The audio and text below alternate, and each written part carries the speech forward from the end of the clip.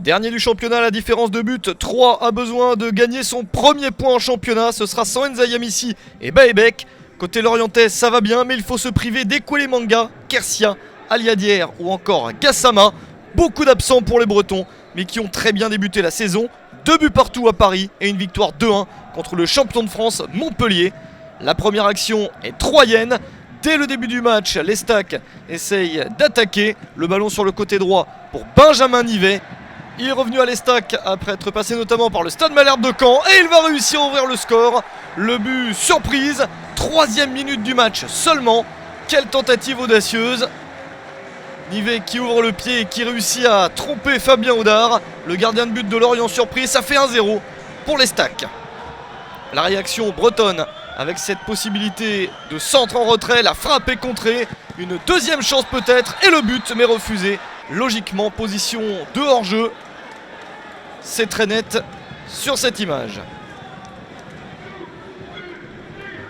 Mais Lorient insiste et commence à prendre la mesure de son adversaire. Avec ce nouveau ballon sur le côté gauche, c'est Maxime Barthelme qui va prendre sa chance et égaliser. 18e minute, Lorient revient à 1 but partout. Et malheureusement pour lui, Johan Turamulien est un tout petit peu court. Les Lorientais qui insistent avec ce coup franc sur le poteau, pas de réussite pour eux. Ils sont de plus en plus pressants. Et à la mi-temps, le score de 1 but partout convient pour l'instant aux Troyens qui ont eu des difficultés à faire le jeu contre Lorient. Saïd Ndjimi est prêt, le début de la seconde période entre les deux équipes. 3 va essayer de marquer enfin au moins son premier point pour son retour en Ligue 1. Et les Troyens qui attaquent très fort dès le retour du vestiaire. Une bonne opportunité avec Mounir Obadi dans la surface de réparation tout seul. La frappe est cadrée et c'était tellement près du but que c'est dedans. Mounir Obadi permet à 3 de reprendre l'avantage et de mener 2-1 dans cette rencontre. Une fois de plus, Lorient court derrière le score et son adversaire résiste.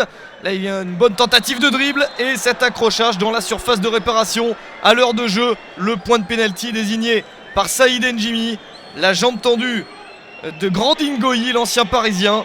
C'est Arnold Mbemba qui doit frapper ce pénalty et qui prend à contre-pied Johan Turamulien. Égalisation pour Lorient grâce à Arnold Mbemba. 2 buts partout entre Troyes et Lorient. En fin de match, les Lorientais essayent d'obtenir la victoire, mais c'est trop tard. Score final, 2 buts partout. Premier point pour son retour en Ligue 1 pour l'Estac.